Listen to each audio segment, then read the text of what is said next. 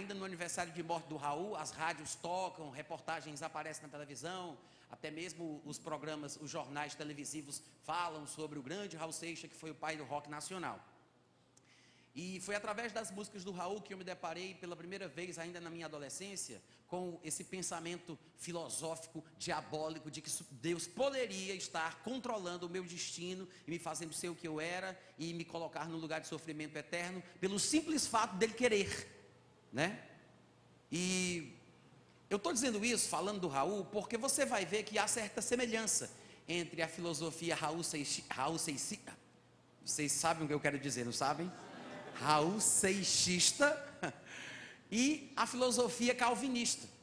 Eu sei que aqueles que são defensores do calvinismo podem ficar chateados por eu dizer que é uma filosofia, mas eu acho que na verdade é uma coisa mais do que filosófica, é diabólica, que atrapalha o crescimento do cristão e amargura muitas pessoas. Pode até causar depressão e coisas piores, porque é uma mensagem que realmente não tem base bíblica. As pessoas usam versículos da Bíblia para filosofar em cima do assunto, mas para mim a defesa do calvinismo é simplesmente uma masturbação intelectual, mais nada. E a filosofia calvinista é como um cego com os olhos vendados dentro de um quarto escuro procurando um gato preto que não está lá. Alguns de vocês não entenderam, eu vou falar de novo. No meu ponto de vista, a filosofia calvinista é um cego de olhos vendados procurando um gato preto dentro de um quarto escuro, num quarto escuro procurando um gato preto que não está lá. É tão difícil que até eu me atrapalhei. Isso é calvinismo, é um labirinto de ideias sem sentido, sem proveito, sem fundamento. Parece sabedoria, mas é ridículo. Me perdoem aqueles que são calvinistas, eu sei que talvez alguns que estejam aqui presentes, que creiam desta forma, tenham algum conhecimento de alguma coisa que poderiam compartilhar comigo, que poderia me abençoar, porque cada um de nós sabe alguma coisa, assim como eu também tenho alguma coisa para poder acrescentar na tua vida, mas como hoje à noite quem prega sou eu, então eu falo e você escuta. Raul Seixas fez uma música chamada Judas, no álbum Mata Virgem. E nessa música, um demônio, pelo menos é o que ele quer sugerir, né, com a entoação de voz que a pessoa que canta faz, ele quer sugerir que o demônio, no início da música, faz uma pergunta para aquele que vai cantar, quem é ele? O demônio chega e diz, ei, quem é você? Vamos, responda. Aquela vozinha assim, bem de precioso, aquela coisa, bem... Aí, o cantor é Judas. Claro, Raul Seixas é quem canta a música, mas ele vai cantar como se fosse Judas. Então ele diz, eu sou Judas. Aí começa a música, parte de um plano secreto, amigo fiel de Jesus. Eu fui escolhido por ele para pregá-lo na cruz. Cristo morreu como um homem, o mártir da salvação, deixando para mim, o seu amigo, o sinal da traição. É porque lá em cima, lá na beira da piscina, olhando os simples mortais, nas alturas, fazem escrituras e nunca nos perguntam se é pouco ou demais. Se eu não tivesse traído, morreria cercado de luz, porque fazia parte dos 12, mas o mundo hoje então não teria a marca sagrada da cruz. E para provar que me amava, pediu outro gesto de amor. Por que outro gesto de amor? Porque a traição, na filosofia de Raul Seixas nesta música, já era uma expressão de amor, como se Jesus precisasse, como diz o evangelho apócrifo de Judas, para aqueles que têm algum conhecimento desse texto. E ele diz, pediu outro gesto de amor, pediu que o traísse com um beijo, que minha boca então marcou mais. Ele faz, é que lá em cima, lá na beira da piscina, olhando os simples mortais, nas alturas, fazem escrituras e nunca nos perguntam se é pouco ou demais.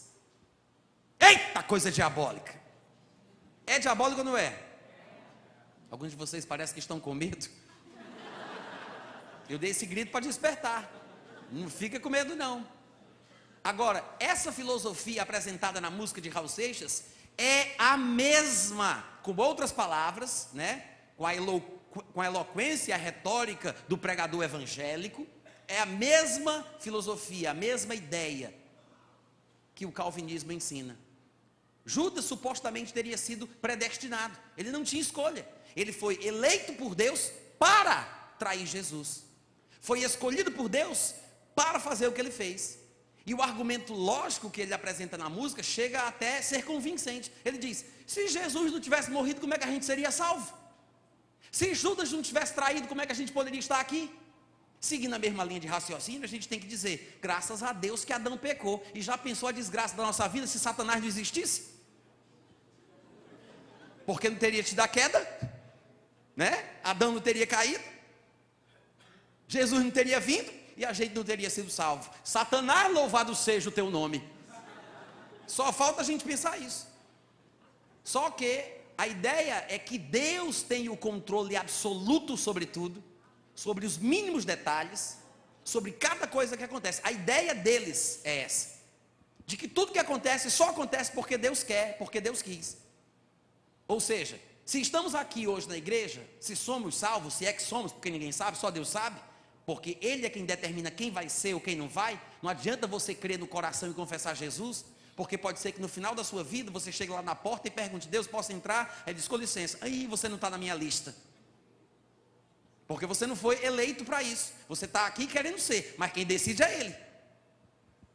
Então, supostamente, alguns estão aqui porque Deus quis que estivesse, alguns são salvos porque Deus quis que fosse, mas os que estão no mundo, ou os que nunca vão ser salvos, porque estão impossibilitados pela soberania divina, de poder escolher Jesus como Senhor das suas vidas, estes tais, segundo eles, irão para o inferno. Eu acho, gente, que se uma pessoa está no mundo, vivendo em pecado, rejeitou Jesus, e não veio para a igreja, e insiste assim até o dia da sua morte, e ela faz isso porque Deus quis que ela fizesse, eu acho que uma pessoa dessa merece entrar no céu, porque está fazendo a vontade de Deus. Eu estou pregando muito bem hoje à noite, cadê os amém, os aleluia? Não faz sentido, não faz sentido, mas eles acham que isso é a bondade de Deus. Há muitos anos atrás, quando eu ainda morava na cidade de Fortaleza, eu tinha um grupo de oração na minha casa, e vinham pessoas de diversas denominações. E uma determinada amiga minha, que fazia parte de uma igreja onde as pessoas lá pregavam esse tipo de pensamento diabólico, de que Deus é quem determina, e que nem todo mundo pode ser salvo, porque só vai ser salvo quem Deus quer, e os que vão para o inferno vão porque Deus quis que fossem, para a sua glória, para mostrar o seu controle absoluto sobre tudo e sobre todos. Uma amiga minha, que fazia parte desse grupo de oração, uma vez me chegou com uma carta. Em 96 eu me mudei para Campina Grande, para morar com um casal de americanos do Alabama, e o grupo se desfez, algumas pessoas ficaram em contato comigo, e eu os orientei. Depois a igreja da qual eu faço parte foi aberta lá através desse grupo, mas essa irmã voltou para a sua igreja, e depois de um tempo ela me escreveu uma carta que eu sempre trago comigo, e eu gosto de ler para as pessoas, para elas entenderem o quanto sentimentos como esse, ideias como estas, podem complicar a vida de uma pessoa. Depois dela parar de ouvir os tipos de ensinamentos que eu ministrava, e ela voltar àquele ambiente, àquela influência, ela ficou tão perturbada do juízo, que um dia ela me escreveu que eu fiquei até apavorado. No dia 10 de agosto de 1997, ela me escreveu a seguinte carta: saudades, são tantas coisas que passam pela minha cabeça que eu não sei por onde começar. Primeiramente eu queria te confessar, Natan, que eu tenho medo de abrir-te o meu coração, porque sei que vou levar muita bronca pelo que você vai ver lá. Eu não gostaria de te decepcionar, muito menos preocupar, mas também não quero mais aparentar o que não sou. Se você quer mesmo saber como eu estou, eu vou começar pelo pior, o espiritual. Posso quase ouvir você dizendo agora: misericórdia, meu relacionamento com Deus está complicado. Talvez você vai me dizer que eu devo buscá-lo mais, orar mais, etc. mais. O fato é que eu cansei de fazer isso exatamente porque não obtive dele resposta alguma, pelo menos não pessoal, como indivíduo, como sempre pensei que fosse, mas sempre fazendo parte de uma coletividade, no meio do povão. Nada direcionado a problemas e decisões específicas, nada. Você me conhece um pouco e você sabe como sempre eu busquei com sinceridade e tinha meu coração sedento. Não é que me ache a melhor ou a pior agora das criaturas. Eu só gostaria de me sentir, aliás, saber que sou especial para Ele. Se faço diferença ou não no seu tão seleto número de escolhidos.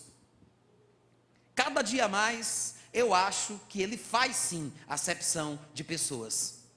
Imagino que você deve estar de queixo caído ao ler tudo isso, altamente decepcionado e super aflito. Me desculpe, eu sei que eu devo até estar beirando o abismo da blasfêmia, mas eu gostaria que ele se manifestasse de alguma maneira, nem que fosse para me repreender. Nem que fosse para me repreender. Tudo o que fiz ou disse nesses tempos foi só para chamar a atenção dele. Afinal, Deus não corrige o filho a quem ele ama? Então, ou eu não sou filha, ou ele não me ama. Não sei mais nem do que pensar.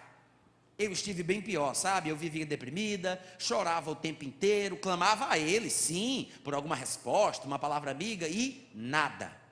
A dúvida de tudo o que sempre quis ser verdade deu-me medo de tentar o suicídio, como por 2 vezes eu quis.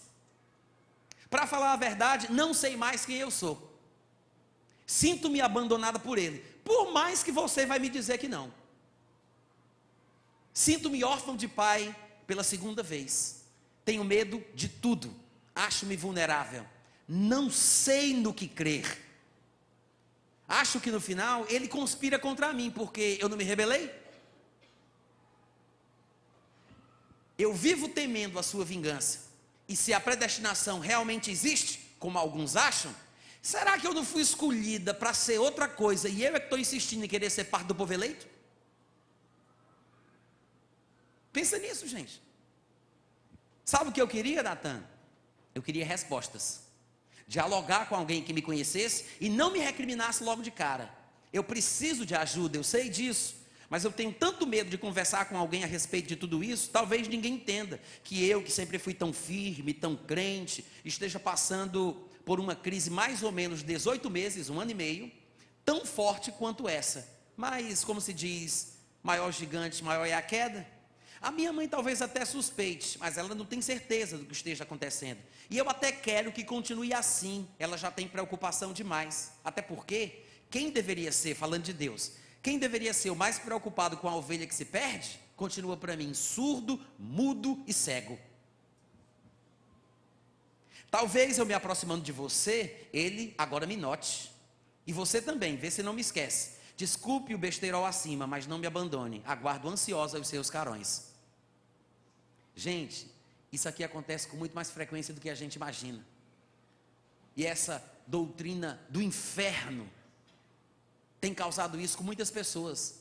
Quando você começa a estudar a respeito do assunto, mergulhando na história dos próprios apologetas calvinistas, você vai descobrir que alguns deles tinham depressão por não ter certeza se eram eleitos. Porque na filosofia calvinista você não tem como saber. É uma coisa que depende de Deus. Eles têm toda uma equação para tentar adivinhar quem é ou quem não é, mas não se baseiam nos textos que nós deveríamos conhecer, considerando a Bíblia como uma revelação progressiva. Textos mais simples, que são mais claros, deveriam ser recebidos. E não tentarmos inventar respostas a partir de textos que são mais complexos e mais obscuros. O que está mais claro deve revelar o que está mais complicado. Amém, gente? Amém. É como montar peça, é como montar um quebra-cabeças. Um quebra-cabeça de 500 peças. Você primeiro joga tudo aquilo em cima de uma mesa, vai desvirando pecinha por pecinha. Tem que ter paciência. Depois que você espalha tudo em cima da mesa, você começa a separar talvez por cores, tentando colocar mais perto as peças que têm as mesmas cores, as mesmas tonalidades. Depois você vai tentar encaixar pela forma, procurando o que encaixa em que. E curiosamente conseguimos montar 10 peças aqui, 30 peças aqui, 40 peças aqui. Mas são grupos isolados que ainda não estão se ligando uns aos outros. Toda leitura e estudo da Bíblia deve ser tão paciente quanto montar um quebra-cabeça de 500 peças. Você não vai desprezar aquilo que você já sabe que está certo, aquilo que você já montou. Você sabe que tem uma lógica naquilo ali, então você vai perseverar até concluir. Seria tolice, por causa de textos mais complexos, desprezar aquilo que eu já sei. Ah, montei aqui 3 grupos de 50, mas não consegui montar tudo. Vou jogar fora. Abandona, desiste. Infelizmente, as pessoas parecem estar dando mais valor a textos que eles mesmos não entendem direito, trazendo interpretação para dentro do texto, do que os textos que são bem claros. Irmãos, tem texto mais claro do que 1 Timóteo, capítulo 2, versículo 4?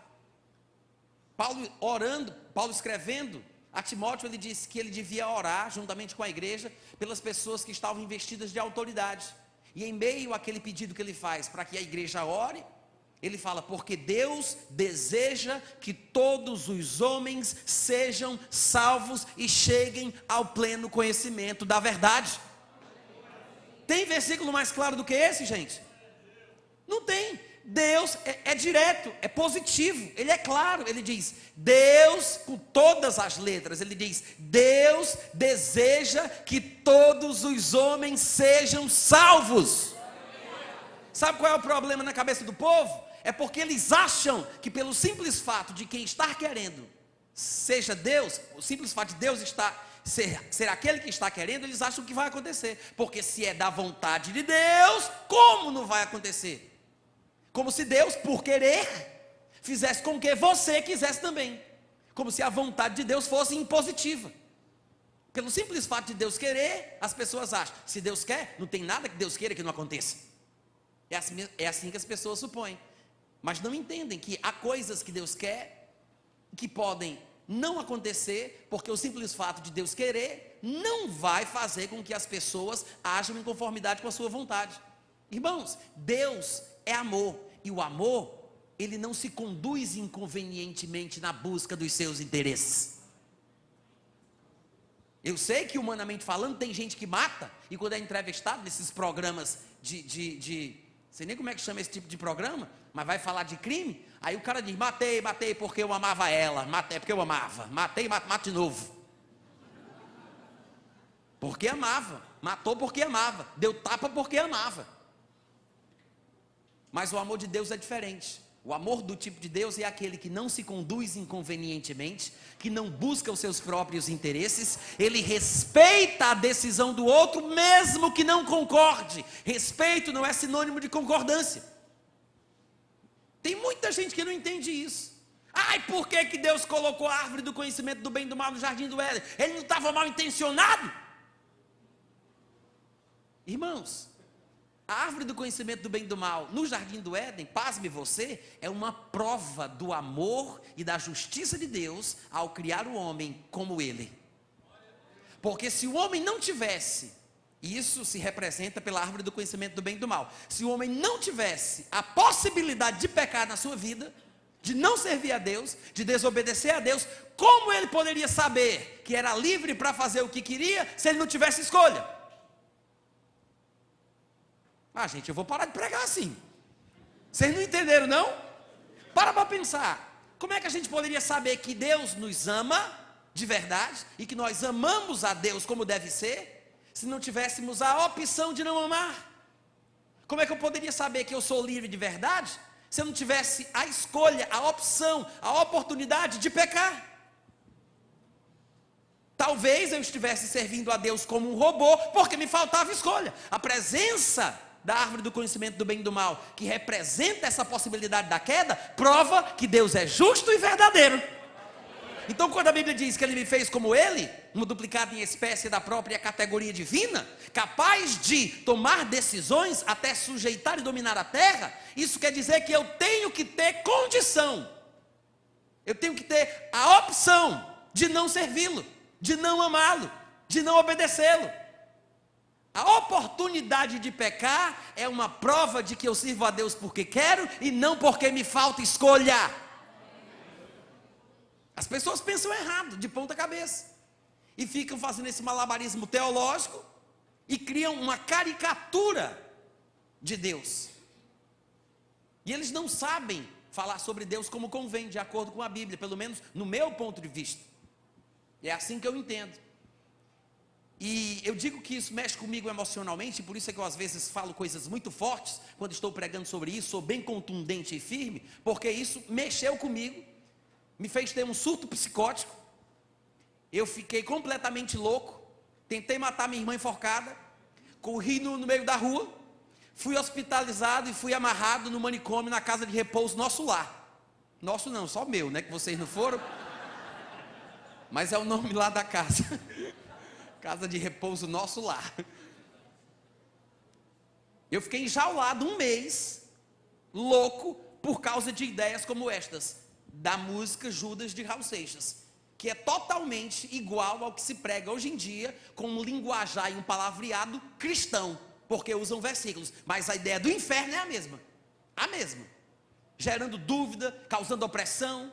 Claro que a pessoa não vai ficar simplesmente louca porque ela se debruça sobre ideias como estas. O meu caso, em particular, aconteceu porque, além de eu fumar maconha, cheirar cola, tomar alguns compromissos para me drogar, a minha família, por parte de mãe, toda ela era preenchida por esquizofrênicos. Primos, tios, uma avó. Então, de loucura eu entendo. Mas uma coisa juntou com a outra, né? Tem uma certa carga biológica ali que se passa pela geração, mas teve também a questão das drogas, aí juntou uma coisa com a outra, e eu com aquelas loucuras na minha cabeça, meditando, mas isso foi o que me oprimiu. Eu chorava cantando essa música de Judas, porque eu não conseguia aceitar a ideia de que Deus estivesse com esse tipo de controle, fazendo esse tipo de coisa com os homens. Eu já sentia injusto, mas eu achava que eu tinha que me submeter, porque eu não era ninguém, quem manda mesmo é Ele. Se Ele quiser que eu vá para o inferno, eu vou. E aquilo me angustiava. Quando eu me converti, que eu fui congregar na minha primeira igreja, algumas pessoas lá, que eram discipuladores e pregadores, que faziam parte do grupo de formadores de opinião da congregação, eles criam nisso. E eles usavam Romanos 9 para atacar com a Bíblia na minha cara, para tentar me convencer a mesma coisa que Raul Seixas não tinha conseguido. Aí eu disse, é um complô, só pode estar me perseguindo. Eu vim do mundo, fui para o manicômio, vim para cá, o pessoal está falando nisso ainda.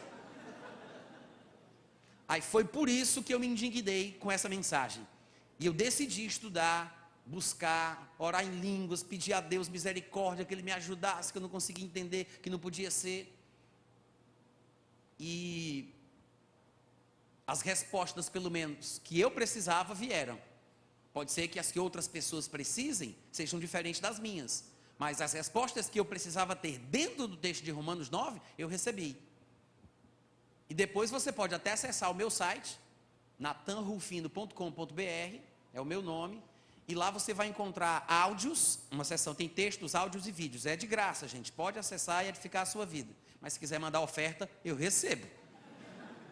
Você vai lá em áudios, aí você procura predestinação, são várias categorias, tem casamento, relacionamento, escatologia, aí tem predestinação. Clica lá você vai encontrar diversos áudios, entre eles você vai ver um momento ou outro fazendo um seminário, onde eu exponho Romanos 9, versículo por versículo. Então se você quiser dar uma olhadinha, está curioso, olha lá no site, depois baixa, faz o que você quiser. Mas é triste, eu não sei se vocês conhecem o que é a filosofia, a doutrina calvinista. A tal da tulipa, que é um acróstico, um acrônimo, com a palavra tulipa em inglês, ela tem um significado para cada letra, né? Tulip, T-U-L-I-P.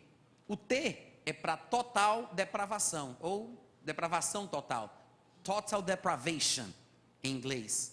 Isso quer dizer o seguinte, basicamente, em poucas palavras, parafraseando, quer dizer que o ser humano não presta para nada, nada, nada, nada. É totalmente depravado, desde quando ele nasce até o dia da sua morte. Claro que eles usam versículos da Bíblia para tentar sustentar essa ideia. E assim eles mostram que o homem é simplesmente imprestável, está realmente já pela sua própria natureza destinado à danação eterna. Então, se o homem não vale nada, não presta para nada e vai para o inferno, não é culpa de Deus. Se Deus quiser salvar 1, 2 ou 3 destes homens, Ele está sendo bondoso em salvar alguns, mas não é a culpa dele o povo ser mau e por causa disso sofrer as consequências da sua maldade. Então o conceito da depravação total é o primeiro pilar doutrinário do calvinismo.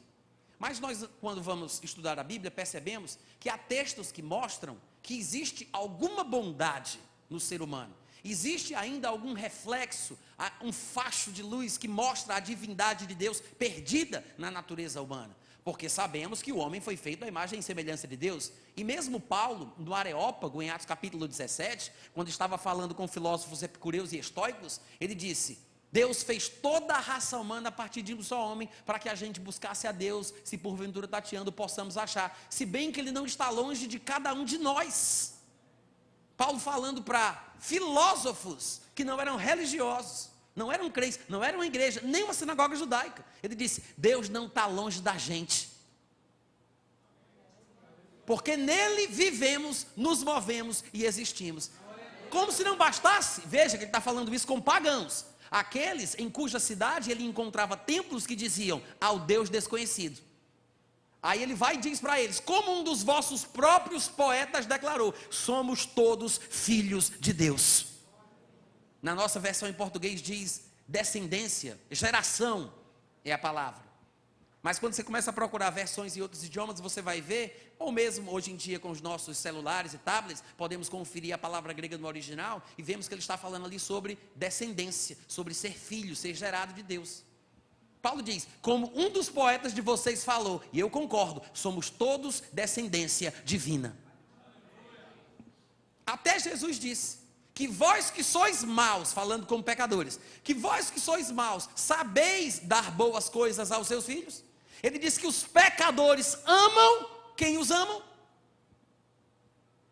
Então eles não são totalmente imprestáveis, inúteis ou depravados, como as pessoas às vezes querem sugerir.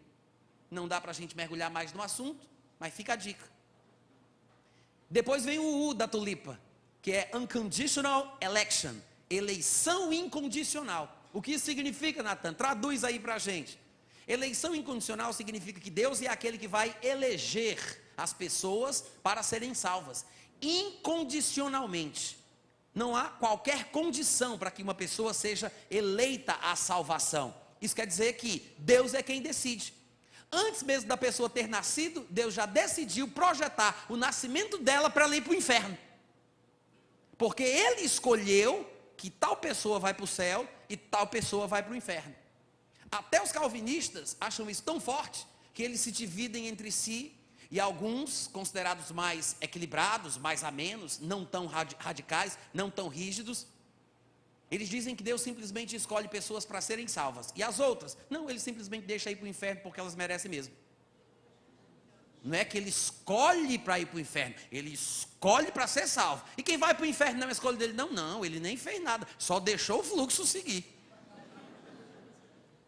Não é culpa dele. Ora, se Ele tem a capacidade de escolher quem Ele quer salvar, e Ele arbitrariamente, me permitam falar assim, incondicionalmente, pode pegar qualquer um para ser salvo, e Ele decide escolher apenas alguns, irmãos, isso não é bondade, isso é maldade. Se uma pessoa tem condição de salvar todo mundo numa situação de risco, e Ele só salva alguns, mas Ele tem condição, Ele pode salvar todos, mas não salva porque não quer. Ah, meu irmão, isso aí está errado. Isso é uma forma de escolher quem vai para o inferno. Os irmãos entendem o que eu estou falando? Amém. Mas é isso que significa o U da tulipa, o fundamento da doutrina calvinista. Primeiro, total depravação, depois a eleição incondicional, e aí vem o L, limited expiation, que significa expiação limitada. Expiação, a morte de Cristo na cruz do Calvário, para remir o homem dos seus pecados, limitada. O que significa? É uma redenção particular. Porque a teoria calvinista diz que Jesus não morreu por todos os homens, Ele morreu pelos eleitos. Pelos eleitos. Jesus não morreu por todos. E quando você encontra um versículo na Bíblia que mostra que Jesus morreu por todos, porque o sangue de Cristo é a propiciação pelos nossos pecados, não somente dos nossos, mas também pelos do mundo inteiro, como diz lá em João, 1 João, ou quando você cita João 3,16, que Deus amou o mundo de tal maneira, ou que Deus deseja que todos os homens sejam salvos, qualquer texto que você passar para eles, eles vão dizer que todo o mundo, na verdade, não é cada pessoa do mundo, é o mundo todo, porque tem os que Ele ama no mundo. Ou então é todo tipo de homem, africano, brasileiro, angolano, não sei, todo tipo de homem, mas não todos os homens.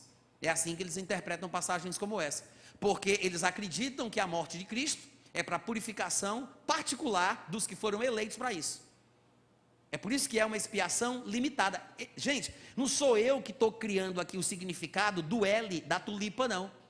Não sou eu que estou querendo ridicularizar a doutrina calvinista, dizendo o que o L significa, que a morte de Cristo é só para quem ele ama, porque segundo o calvinismo, Deus não ama todo mundo, é só os eleitos que ele ama. Não sou eu que estou inventando isso para ridicularizar o calvinismo, são eles que defendem essa tese, são eles que dizem o que o L significa, eles que falam isso, por incrível que pareça. Depois vem o I, que é Irresistible Grace, a graça irresistível. Ou seja, quem foi eleito por Deus para ser salvo, nem que não queira, vai ser salvo na marra, por cima de pau e pedra. Não tem como resistir à graça de Deus. Alguns acham que é uma expressão muito forte, alguns calvinistas, e em vez de usar a palavra graça irresistível, ou seja, eles não creem que existe o livre-arbítrio, eles chamam de graça eficaz, porque a graça vai surtir efeito eficaz. Mas isso é eufemismo, é uma forma bonita de falar uma coisa feia. Eufemismo. Na verdade, o que eles querem dizer é que a pessoa não tem escolha, não pode fazer nada, não pode decidir por ela, não tem essa questão dela querer ou não querer, ela foi eleita, então ela não tem como resistir. É por isso que a graça, para essa pessoa eleita, é irresistível. E depois vem o P de Perseverance of the Saints, perseverança dos santos, que é aquele que foi eleito, que não consegue não se salvar, porque para ele é irresistível, esse vai perseverar até o fim, porque ele está predestinado a perseverar. É uma loucura, gente, isso é uma loucura, é uma doidice, não faz o menor sentido. E nós vimos, 1 Timóteo 2,4 diz, Deus deseja que todos os homens sejam salvos. Nem todos os homens serão salvos só porque Deus deseja, nem todos os homens. A Bíblia diz, andarão dois juntos se não estiverem de acordo. Deus pode ter uma intenção, mas não quer dizer que aquilo se manifestará na vida das pessoas, por quem ele almeja aquele cumprimento. Não vai se manifestar porque tem que ter acordo, não andarão dois juntos se não estiverem de acordo. Deus respeita as nossas decisões, as nossas escolhas, não quer dizer que ele concorde, mas ele respeita. E nós precisamos entender que de fato Deus nos fez como ele. Temos a capacidade de dizer sim, de dizer não. É um poder muito grande que foi colocado em nossa mão. A maior bênção que Deus nos deu se chama livre-arbítrio. E a maior maldição que a gente tem se chama livre-arbítrio. Porque tudo depende da escolha que a gente faz. Mas não é Deus quem nos controla, não é Deus quem decide, não é Deus que coloca a pessoa no inferno, não é Deus que faz isso. Os irmãos me entendem? Amém. Outra passagem bem importante, em 2 Pedro capítulo 3, versículo 9, está escrito o seguinte: o Senhor Jesus não retarda a sua promessa, a promessa da sua vinda, como alguns a julgam demorada. Pelo contrário, ele é longânimo para convosco, ou seja, por que parece que ele demora? Por isso aqui, porque ele é longânimo para convosco, não querendo que nenhum pereça, senão que todos cheguem ao arrependimento. Gente, isso aqui parece controle para você? Esse versículo que a gente acabou de ler? De jeito nenhum. Ele disse, a vinda do Senhor pode parecer demorada, mas na verdade não é uma questão de demora. O que está acontecendo é porque ele está sendo paciente, ele está esperando, ele está sendo longânimo para convosco, porque ele não quer que nenhum pereça, senão que nesse tempo de suposta demora, os que precisam se arrependam enquanto é tempo.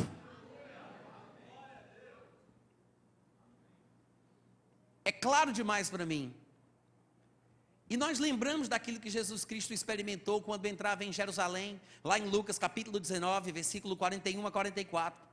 Eu sei que às vezes a gente não associa com essa ideia do livre-arbítrio e da liberdade que o homem tem para escolher, tomar decisões. Mas você vai observar que Jesus Cristo, quando ele vê a cidade de Jerusalém, no versículo 41, diz que ele ao ver a cidade chorou. Gente, se Jesus aqui na terra nos fez conhecer a vontade do Pai, porque Deus falou muitas vezes aos pais pelos profetas de muitas maneiras, mas nos últimos dias nos falou a nós pelo Filho. Então quem vê Jesus, vê o Pai. Jesus é a expressa imagem de Deus. A história que registra o que Jesus fez, o que Jesus sentiu, o que Jesus falou, revela o que está dentro do coração do Pai. Se Jesus chorou, é como se fosse uma expressão que revela o que Deus sente. Jesus chora, sabe por quê? É o sentimento de incapacidade de fazer alguma coisa. Se foi Jesus ou Deus que determinou que os israelitas fossem rebeldes como fossem, ele não deveria chorar, ele deveria se alegrar, deu certo. Não se chora quando você é quem faz aquilo que está acontecendo. Jesus está chorando por frustração. Frustração, dor no coração, compaixão pelos judeus, de coração duro, impenitentes, obstinados. O choro revela que Deus não controla a decisão errada que eles tomaram. A Bíblia diz que Jesus chorou e dizia, lamentando, no versículo 42, ah, Jerusalém, se conheceras por ti mesma, ainda hoje, o que é devido à paz. Mas isto está agora oculto aos teus olhos. Pois sobre ti virão dias em que os teus inimigos te cercarão de trincheiras e por todos os lados te apertarão o cerco. E te arrasarão, e aos teus filhos dentro de ti, não deixarão em ti pedra sobre pedra, porque não reconheceste a oportunidade da tua visitação. Pelo palavreado de Jesus Cristo, você acha que com isso, a gente tem que entender que foi Deus que fez Jerusalém experimentar uma situação dessa? Não. Jesus coloca a responsabilidade sobre eles, chora por causa deles, lamenta a atitude deles, e diz, vocês desperdiçaram a oportunidade. Por isso que ele fala, quem dera ainda hoje, tu reconhecesses o que é devido à paz. Ainda hoje, tu reconhecesses, quem dera fosse possível, quem dera vocês se arrependessem, quem dera vocês mudassem. Nós sabemos que muitos judeus se converteram, se arrependeram, abraçaram o evangelho, alguns deles inclusive se tornaram pregadores como Paulo, como Pedro, como João, discípulos de Cristo, mudaram o mundo com a pregação do evangelho, mas a nação como um todo, não. Jesus está lamentando a nação israelita, sobre a nação israelita, a nação com a qual Deus fez aliança, a partir de Abraão, Isaque, Jacó, Moisés, Davi, alianças, pactos firmes e eternos para abençoar o seu povo, mas o povo é rebelde, é duro, e Jesus Cristo está lamentando exatamente isso. E alguém poderia perguntar, mas Natan, há algum lugar na Bíblia que se fale sobre eleição e se fala o que significa? Sim, nós temos textos que falam sobre eleição, textos que falam sobre predestinação, mas eu gosto de dizer a predestinação bíblica, e não essa predestinação fatalista, calvinista, como é apresentada nessa tulipa.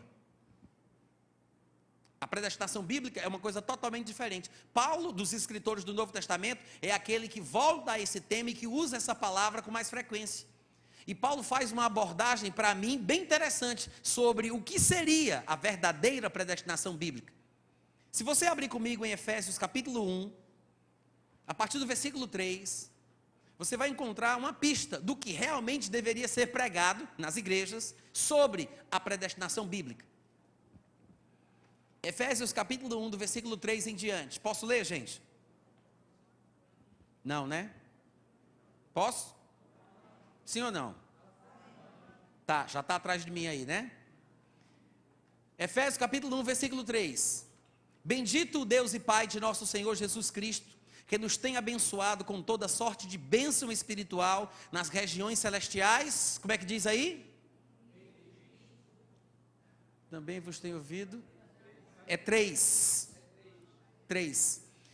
Que nos tem abençoado nas regiões celestiais. Fala mais alto para eu ouvir como é que é. Em Cristo. Está aí o segredo, gente. Está aí a resposta. As bênçãos espirituais com as quais Deus nos abençoou foram concedidas a nós em Cristo. Quem estiver em Cristo tem a bênção. Você vai ver, eu já estou aqui dando uma prévia do que Paulo há de falar nesse texto, mas você vai ver que a predestinação bíblica apresentada por Paulo aqui em Efésios capítulo 1, especialmente no versículo 5 e 11, e apresentado por Paulo em Romanos capítulo 8, especialmente no versículo 23, 28 e 29. Você vai ver que a predestinação bíblica, ela diz respeito mais ao nosso destino por termos vindo a Cristo, do que eu ter recebido Cristo porque era o destino. Deixa para lá. Versículo 3, mais uma vez: bendito Deus e Pai de nosso Senhor Jesus Cristo, que nos tem abençoado com toda sorte de bênção espiritual nas regiões celestiais em Cristo. Aí no versículo 4 ele diz: assim como nos escolheu nele. Olha aí, se repetindo a mesma expressão. As bênçãos espirituais que recebemos de Deus foram em Cristo. E depois ele diz: do mesmo jeito que, ou seja, assim como as bênçãos que temos, as temos porque estamos em Cristo, porque nos abençoou com todas as bênçãos em Cristo, ele diz: assim também é que a gente foi eleito. Como? Nele. Quem estiver em Cristo, está eleito. É por Cristo que nós somos salvos. Em Cristo é que nós somos eleitos. Em Cristo. Quem vier para Cristo estará eleito e predestinado para um determinado fim previamente estabelecido. Agora, tem que estar em Cristo. É isso que ele diz. Nos escolheu nele, antes da fundação do mundo, para sermos santos e irrepreensíveis perante ele, e em amor nos predestinou. É importante lembrar, eu sei que ele vai dizer, nos predestinou para uma determinada coisa, mas veja que antes da gente ver para o que ele nos predestinou, ele disse: em amor ele nos predestinou. É amor por nós em Cristo. Irmãos, como alguém poderia ser predestinado para o inferno? Em amor. Hein? Não tem sentido. A predestinação está vinculada à doutrina bíblica do amor de Deus pelo ser humano. Qualquer coisa que fuja da ideia bíblica do amor que Deus tem, não é a predestinação correta. Porque, segundo o que acabamos de ler, a predestinação foi estabelecida em amor.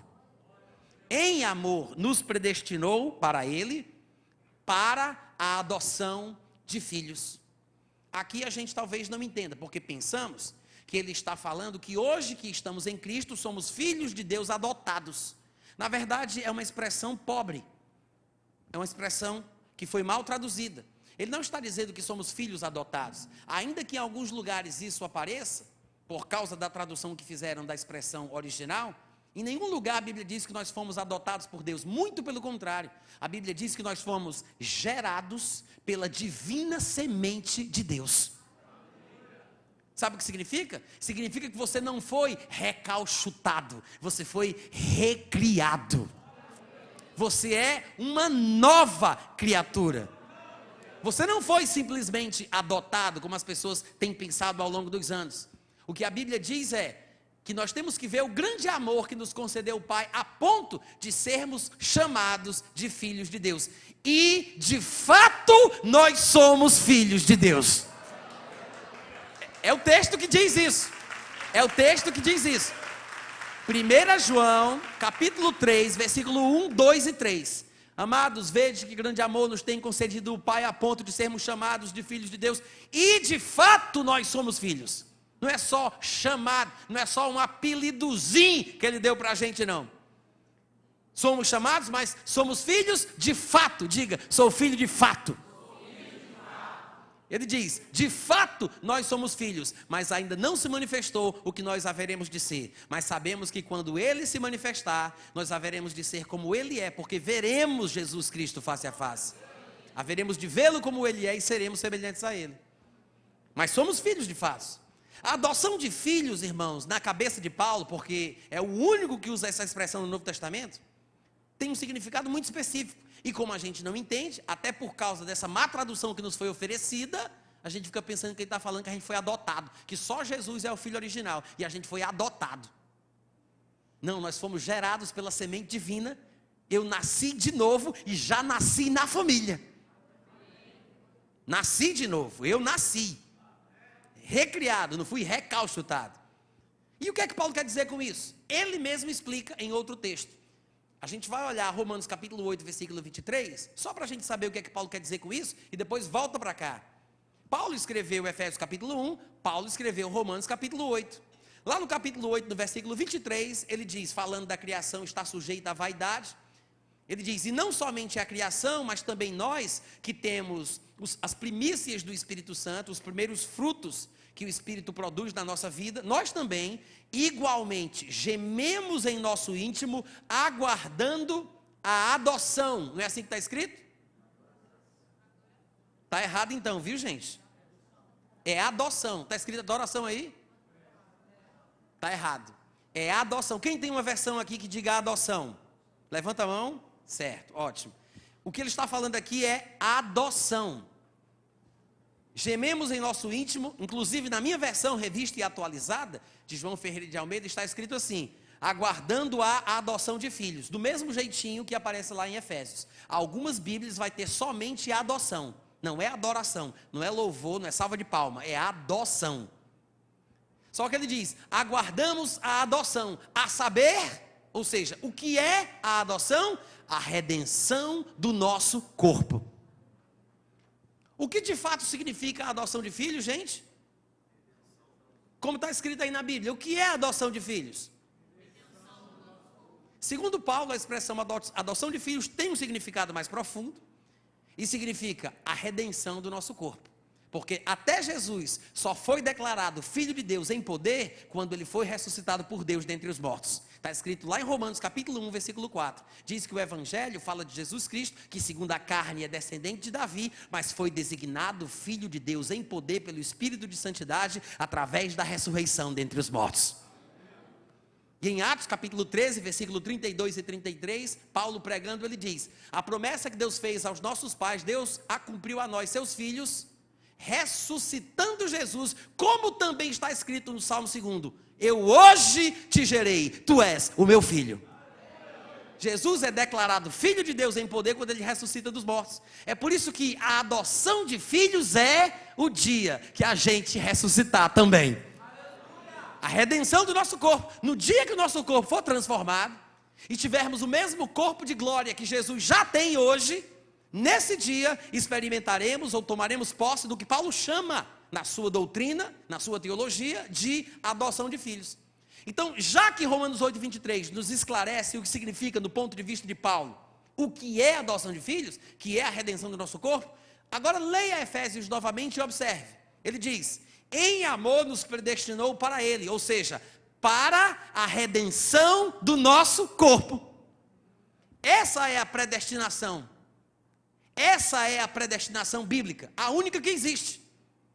E infelizmente as pessoas não observam que nos lugares em que Paulo fala sobre a predestinação, ele só fala isso o tempo todo.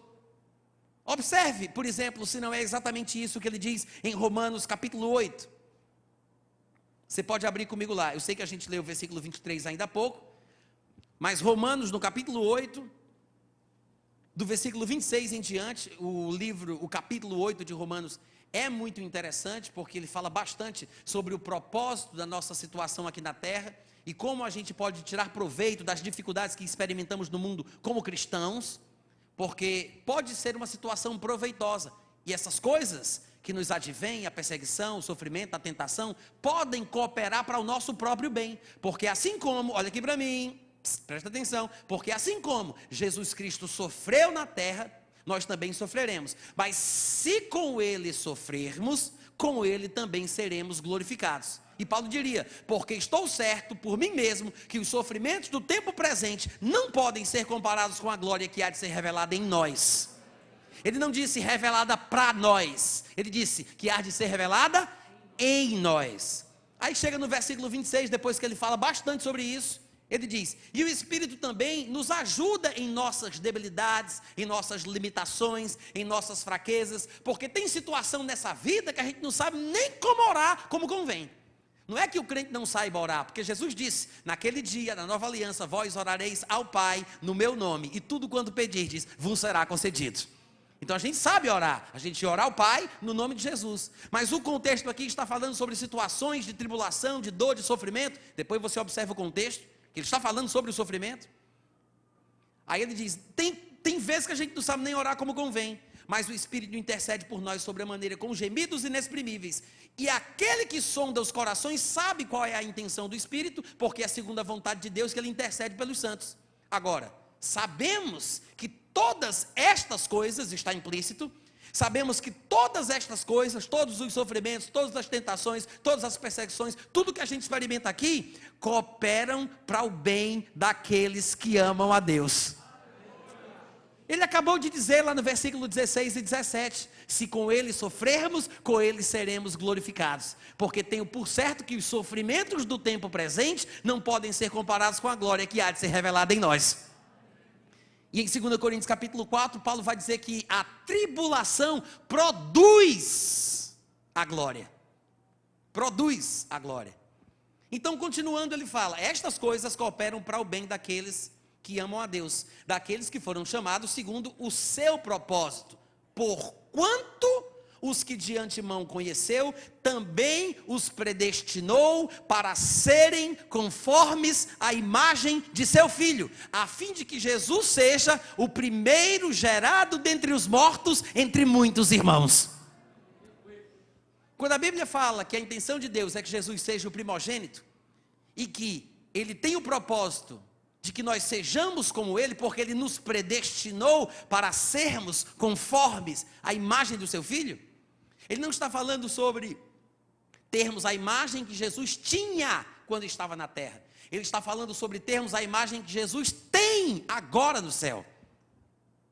Há uma diferença entre o que Jesus Cristo foi quando andou aqui, e há uma diferença daquilo que Jesus Cristo é, quando Ele está hoje assentado à direita da majestade nas alturas. Há uma diferença. Enquanto Ele esteve na terra, Ele sofria, Ele passava por tribulações, né? Ele experimentou exatamente as mesmas coisas. É por isso que Ele diz que se a gente sofrer como Cristo, a gente vai ser glorificado como Ele, porque é o nosso destino. Se a gente passar pelo que Cristo passou, se a gente sofrer como Ele sofreu, pelas mesmas razões que Ele sofreu, não estamos falando aqui sobre sofrer desnecessariamente, coisas que Satanás pode colocar na nossa vida, doença, miséria, situações desmoralizantes e paralisantes que Satanás oferece. Eu não estou falando disso, eu estou falando sobre sofrimentos bíblicos.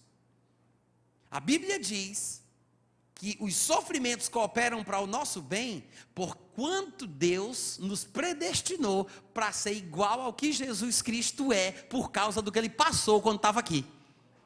Ele sofreu e entrou na sua glória. Quando eu sofro como Ele, eu também serei glorificado, porque Ele me predestinou para ser como Ele.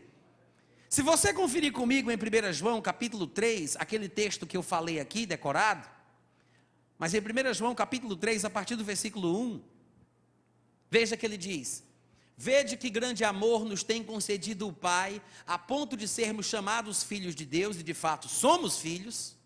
Por essa razão é que o mundo não nos conhece, porquanto não o conheceu a Ele mesmo. Ele diz que nós somos o que Cristo Jesus Cristo foi. Ele disse, não o conheceu. Olha a conjugação verbal apontando para o passado. Ele diz, o mundo não nos conhece, porque não o conheceu. Então Paulo está dizendo, João está dizendo, o que nós somos hoje é o que Jesus Cristo foi. É por isso que o mundo não nos conhece no presente, porque não o conheceu no passado. E aí ele acrescenta, amados, agora, por enquanto, até então, até o dia da nossa morte, nós somos filhos de Deus. E ainda não se manifestou o que haveremos de ser num futuro breve. Agora, nós sabemos que quando Jesus se manifestar, seremos semelhantes a Ele, porque haveremos de vê-lo como Ele é. Ele está falando que Jesus não é o que Ele foi. Por isso é que ele disse, o mundo não nos conhece porque não o conheceu. Mas quando Ele se manifestar, nós haveremos de vê-lo como Ele é. O que Ele foi, a gente já sabe. Mas quando Ele se manifestar, a gente vai ver o que Ele é. Em outras palavras, João está dizendo que nós somos o que Ele foi, mas seremos o que Ele é. Você pode repetir isso comigo? Diga, somos o que Ele foi, mas seremos o que Ele é.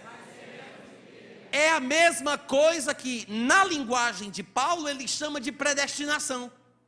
É por isso que a gente viu, Efésios capítulo 1, versículo 5, o que é que ele fala? Deus em amor nos predestinou para Ele, para a adoção de filhos. O que é a adoção de filhos? A adoção de filhos é a redenção do nosso corpo. Aí quando chega em Romanos 8, 28 e 29, ele diz, porquanto nos predestinou para sermos conformes à imagem que Jesus Cristo tem.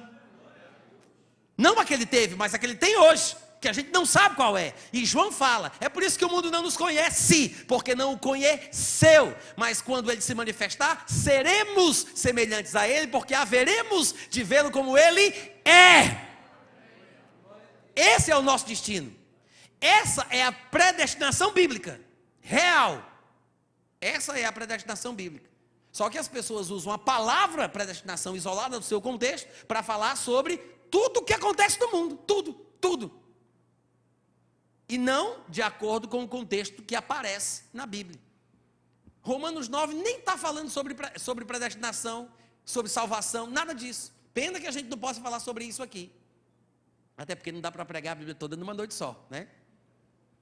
Mas coloque isso na sua cabeça, a predestinação é para que sejamos a imagem e semelhança de Jesus Cristo.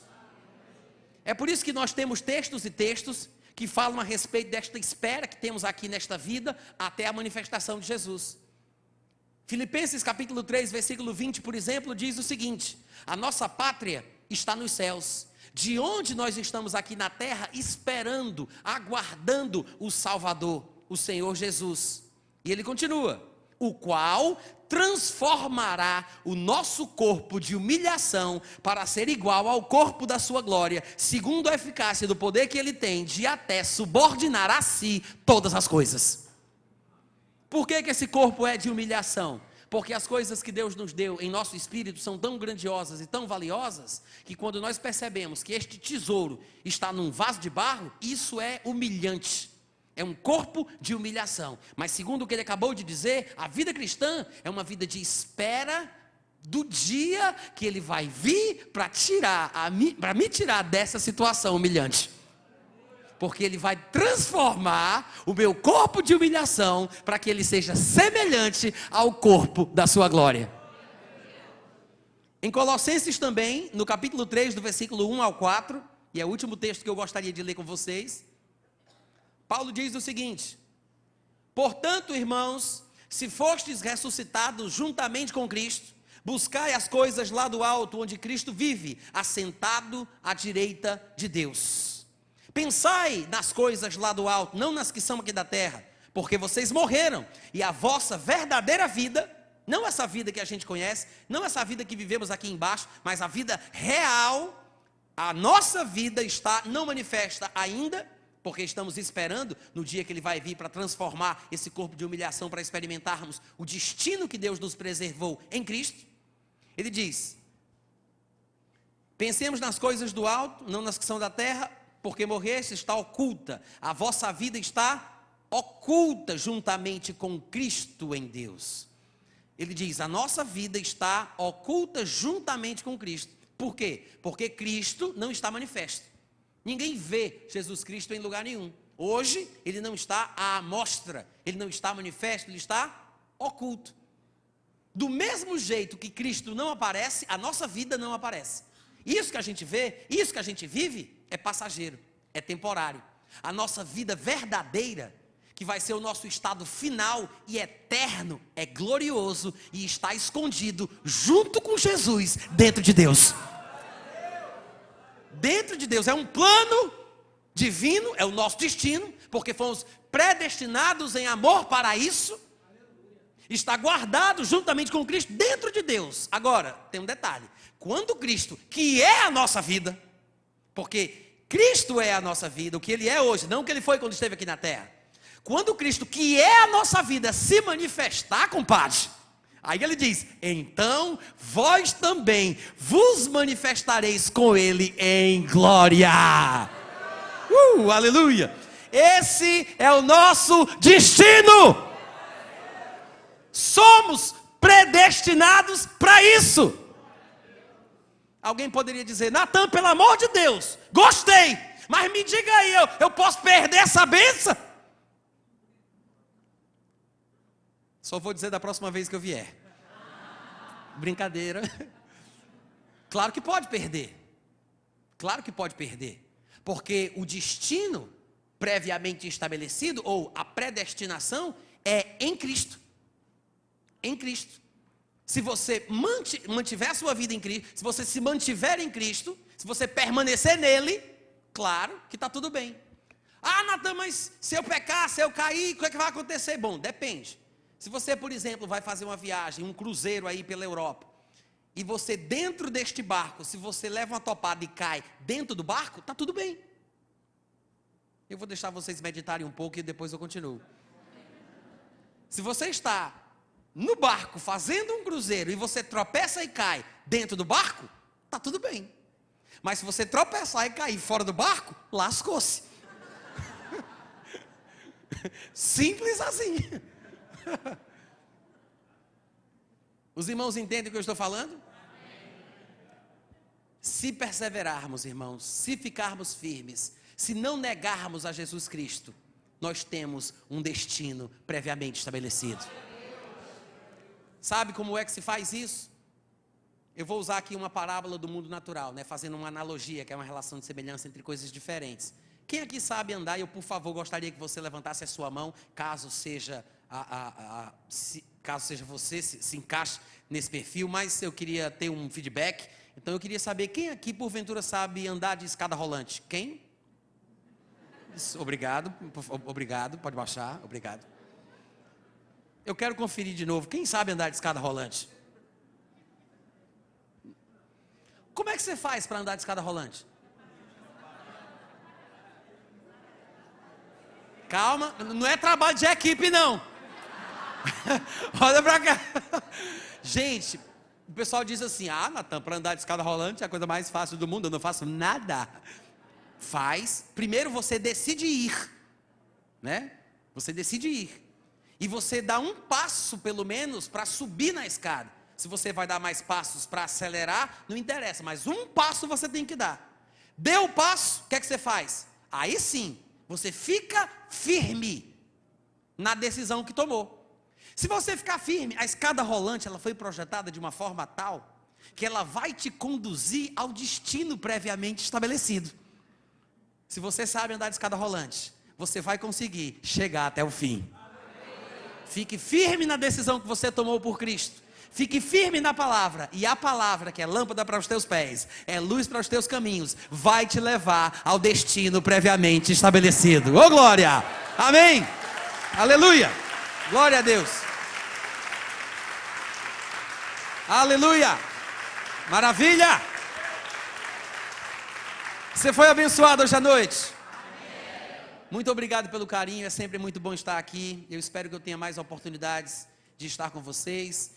E, por favor, antes de ir embora, compre os meus livros. Um abraço.